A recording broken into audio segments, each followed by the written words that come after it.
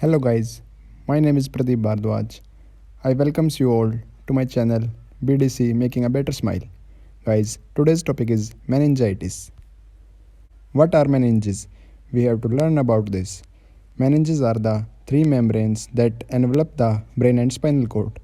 ये तीन ऐसी मेम्ब्रेन मतलब परत हैं जो ब्रेन और स्पाइनल कॉर्ड को एनवलप मतलब उसके ऊपर होती हैं and separate them from the walls of their bony cases जो कि स्कल एंड वर्टिब्रल कॉलम है।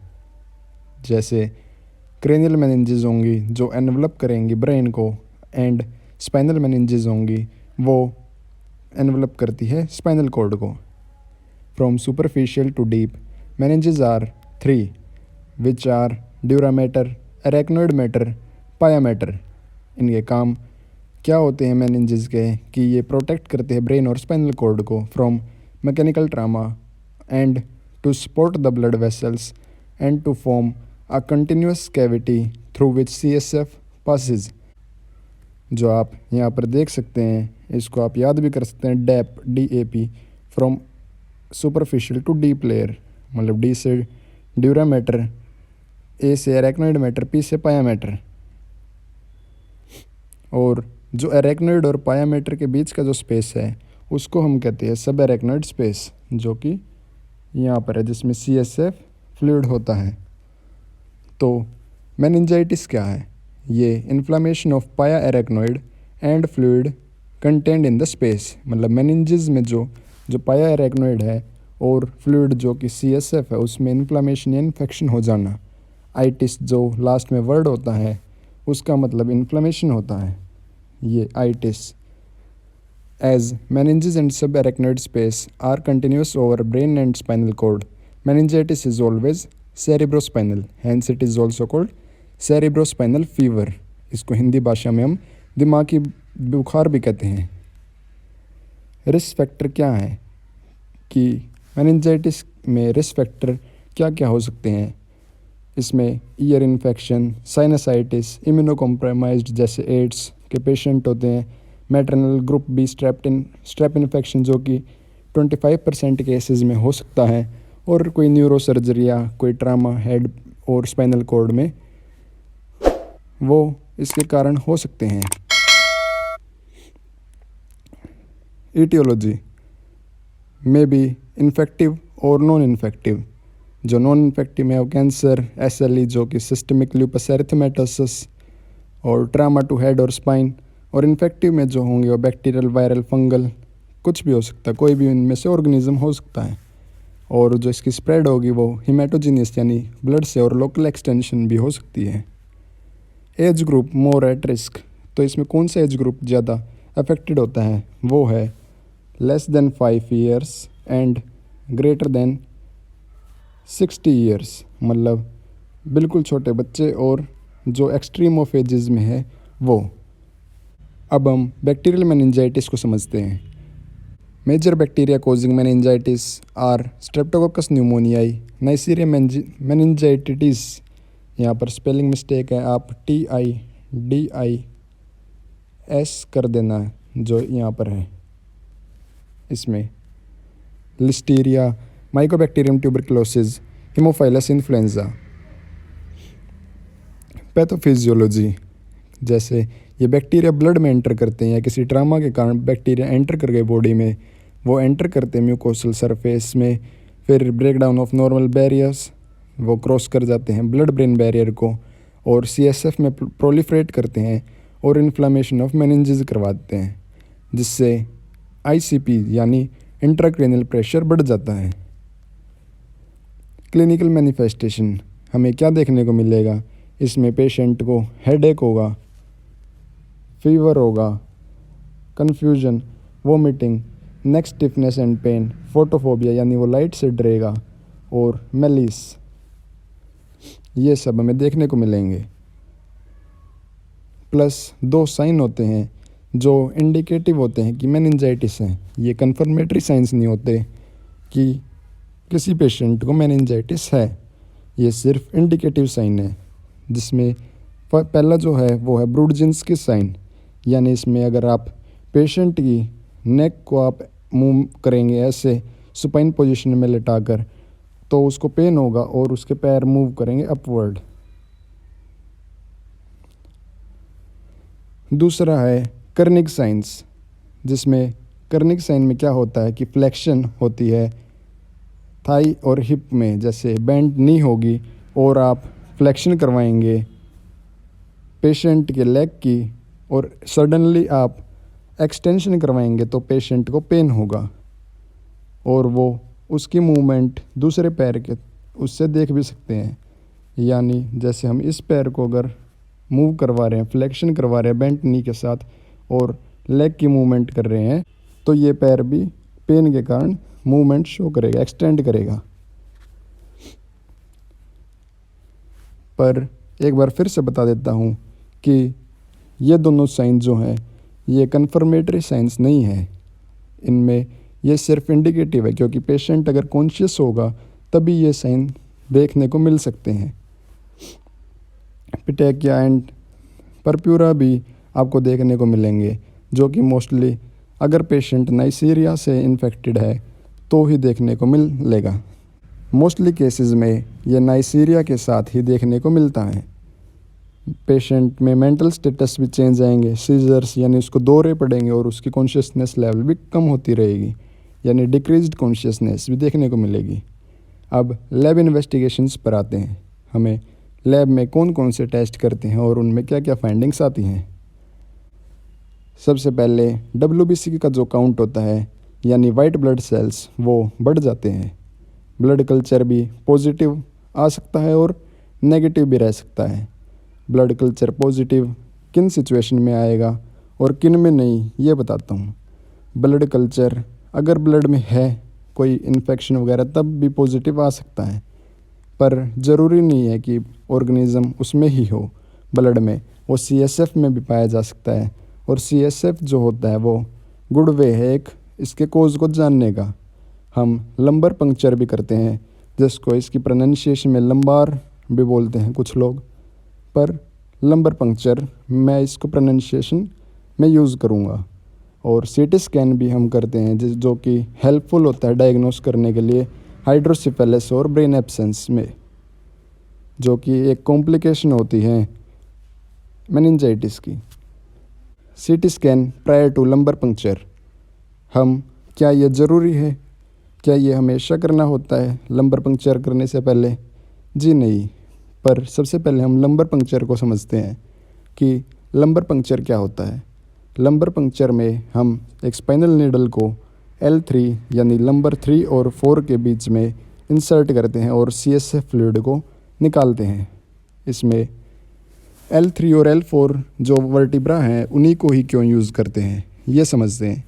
जो L1 वर्टिब्रा है वहाँ पर स्पाइनल कॉर्ड फिनिश करती है और हमें प्रिवेंट करना होता है कि स्पाइनल कॉर्ड को इंजरी ना हो। मोस्टली केसेस में L2 तक भी एक्सटेंड होती है स्पाइनल कॉर्ड और रेयरली वो L3 तक आती है। तो हम इसीलिए L3 और L4 को चूज़ करते हैं इस स्पेस में, ताकि कोई इंजरी स्पाइनल कॉर्ड को ना हो। कुछ केसेस में L5 और S1 के बीच में भी लंबर पंक्चर किया जा सकता है। तो जैसे मैं कह रहा था कि CT स्कैन क्या ज़रूरी है हमेशा लंबर पंक्चर के टाइम पे, वो नहीं, नॉट ऑलवेज़, पर वो किन केसेस में रिक्वायर्ड है। जब पेशेंट को सीजर्स हो, मतलब दौरे पड़ रहे हो, तब हमें ज़रूरी है कि हम CT स्कैन एक बार करें। या पेपिलोइडेमा हो, और जैसे इस केस में क्या होगा अगर हम नहीं करते CT स्कैन, तो जो इंक्रीज्ड क्रेनियल इंट्राक्रेनियल प्रेशर होता है, अगर उसमें हम लंबर पंक्चर कर देते हैं तो वो अंकल हर्निएशन करवा सकता है, जिससे डेथ भी हो सकती है। और अगर कोई इंट्राक्रेनियल प्रेशर के बढ़ने के कोई संकेत यानी कोई साइन है, तो हमें उन केसेस में भी CT स्कैन करना पड़ेगा। यानी blurring of vision, impairment of consciousness, projectile vomiting, ये कुछ हैं तो हमें CT स्कैन करना पड़ेगा। CSF फाइंडिंग्स इन बैक्टीरियल मेनिंजाइटिस, हमें बैक्टीरियल मेनिंजाइटिस में CSF की क्या क्या देखने को मिलेगा। इसमें WBC इंक्रीज्ड होंगी, जो कि मेनली न्यूट्रोफिल्स होती हैं, और CSF का प्रेशर बढ़ा होगा, साथ में ग्लूकोज लेवल जो होंगे वो रिड्यूस्ड होंगे और प्रोटीन लेवल्स एलिवेटेड होंगे। अब मैनेजमेंट पर आते हैं। जो चॉइस ऑफ एंटीबायोटिक है वो depends on the culture and sensitivity of organism. If the organism is known then treatment is as follows. For pneumococci and meningococci penicillin G and cefotaxime are given. For Haemophilus influenza, ampicillin, chloramphenicol, cefotaxime and ceftriaxone can be given. इनकी dose variable होगी और जो छोटे बच्चे होते हैं और adults जो होते हैं उनमें अलग अलग डोज और ड्यूरेशन हो सकती है। For combination of 3 types of organism discussed previously, amoxicillin, cefotaxime या सेफ्ट्राइक्सोन प्लस क्लोराम्फेनिकोल ये हम यूज़ कर सकते हैं। अब अगर ईटियोलॉजी या हमें ऑर्गेनिज्म का नहीं पता तो उस केस में सेफोटैक्सिम और सेफ्ट्राइक्सोन जो होती है वो ड्रग ऑफ चॉइस होती है। जो एंटीबायोटिक ट्रीटमेंट होता है वो कंटिन्यूड करते हैं 10 दिनों के लिए या CSF क्लियर ना दिखे तब तक। प्रोफाइलैक्सिस यानी जो किसी मेनिंजाइटिस के पेशेंट के संपर्क में आए हों उनकी हमें प्रिवेंशन के लिए कौन सी ड्रग्स देनी होती हैं वो होती है rifampicin and ciprofloxacin. Complication of meningitis जो एक्यूट कॉम्प्लिकेशन है वो शुरू करते हैं। इसमें सीजर्स यानी दौरे पड़ना, increased intracranial pressure, brain abscess, hearing loss, empyema, subdural effusion, mental impairment ये सब हो सकती हैं। अब लॉन्ग टर्म कॉम्प्लिकेशन क्या हैं वो बताता हूँ। Hearing loss, seizure disorders, intellectual disabilities, spastic paralysis ये सब हो सकती हैं। इंटेलेक्चुअल डिसेबिलिटी मतलब उसकी बुद्धि कम चलेगी, मतलब वो अपनी एज के अकॉर्डिंग काम नहीं कर पाएगा, क्योंकि ये जो बीमारी है वो मोस्टली 5 ईयर एज से कम और 60 ईयर के एज से ज़्यादा के लोगों में हो रही थी। इसीलिए इनमें जो ग्रो करेंगे बच्चे बड़े होंगे तो ये अपनी एज से हो सकता है कि अपनी एज के बच्चों से ये कम काम कर पाएँ या कम अपना बुद्धि का यूज़ कर पाएँ। ट्यूबरकुलर मेनिंजाइटिस यानी टीबी से होने वाली, और टीबी कौन कोज करता है वो है माइकोबैक्टीरियम ट्यूबरकुलोसिस। तो इसमें फाइंडिंग्स क्या क्या आएंगी टीबी मेनिंजाइटिस में? इसमें WBC काउंट बड़े होंगे लेकिन वो मेनली लिम्फोसाइट्स होंगे, और CSF प्रेशर इसमें भी हमें इंक्रीज्ड देखने को मिलेगा। ग्लूकोज लेवल कम मिलेंगे और प्रोटीन्स एलिवेटेड होंगे, प्रोटीन लेवल्स। ट्रीटमेंट क्या होगा टीबी मेनिंजाइटिस में? वो हम एंटी ट्यूबरकुलर ड्रग्स ही यूज़ करेंगे, क्योंकि अगर टीबी ठीक कर दिया तो मेनिंजाइटिस भी अपने आप ठीक हो जाएगा, क्योंकि टीबी के कारण मेनिंजाइटिस हो रही है जो कि इन्फ्लेमेशन ऑफ मेनिंजेस है। तो इसकी निमोनिक जो ड्रग में हम यूज़ होती है वो है RIPES राइप्स, जिसमें R है rifampicin, I isoniazid, P pyrazinamide, E ethambutol and S streptomycin. ये फर्स्ट लाइन ड्रग है टीबी की। वायरल मेनिंजाइटिस यानी वायरस से होने वाला मेनिंजाइटिस, यानी वायरस से होने वाली inflammation of meninges caused by viruses. अब कौन कौन से वायरस हो सकते हैं? वो एको वायरस, कोक्सैकी वायरस जिनकी फैमिली एंटेरो वायरस होती है, HSV यानी herpes simplex virus, EBV Epstein Barr virus, mumps virus, HIV virus. ये कुछ वायरसेस हैं जो मेनिंजाइटिस करवा सकते हैं। क्लिनिकल फीचर्स क्या क्या हो सकते हैं उसमें? Fever, headache, vomiting, neck pain and stiffness ये सब हमें देखने को मिल सकता है। CSF फाइंडिंग्स इन वायरल मेनिंजाइटिस, जो ग्रोस अपीयरेंस होगी उसमें CSF की वो क्लियर होगी, प्रोटीन लेवल्स भी नॉर्मल होंगे, शुगर भी नॉर्मल होगा, सेल जो होंगी वो मेनली लिम्फोसाइट्स देखने को मिलेंगी।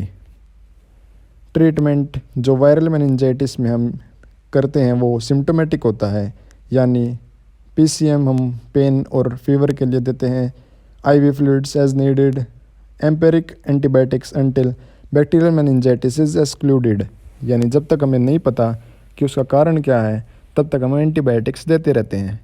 एसाइक्लोवीर अगर हर्पीज सिम्प्लेक्स वायरस की इन्फेक्शन का हमें डाउट है तो हम एसाइक्लोविर यूज़ करेंगे, या किसी साइन हमें कोई दिख रहा है कि एन्सेफेलाइटिस का साइन हो सकता है तो भी हम एसाइक्लोविर यूज़ करेंगे, पर वो हम डिसकंटिन्यू कर देंगे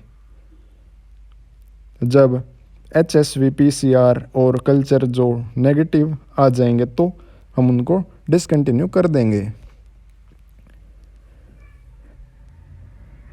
अब फंगल मेनिंजाइटिस यानी फंगस से होने वाली, ये यूजुअली उन पेशेंट में होती है जो इम्यूनो कॉम्प्रोमाइज्ड पेशेंट हों, जिनकी इम्यूनिटी कम हो, यानी जैसे HIV के पेशेंट्स, उनमें ये ज़्यादा देखने को मिलेगा। वैसे फंगल मेनिंजाइटिस कम होता है, बैक्टीरियल और वायरल ज़्यादा है। क्रिप्टोकोकस नियोफॉर्मेंस ये एक फंगस है जो मोस्ट कॉमन कोज है मेनिंजाइटिस का। वैसे तो फंगल मेनिंजाइटिस होना रेयर है, पर उनमें से भी सबसे ज़्यादा जो कारण बनता है वो है क्रिप्टोकोकस नियोफॉर्मेंस। जो क्लिनिकल फीचर और CSF फाइंडिंग इसमें देखने को मिलेंगी वो सिमिलर होंगी ट्यूबरकुलर मेनिंजाइटिस से, और इसकी ट्रीटमेंट में हम एम्फोटेरिसिन B इंट्रावीनसली या फ्लूसाइटोसिन ओरली हम यूज़ करते हैं। गाइस, वीडियो पसंद आई हो तो लाइक कर दो और चैनल को सब्सक्राइब कर दो। Thank you.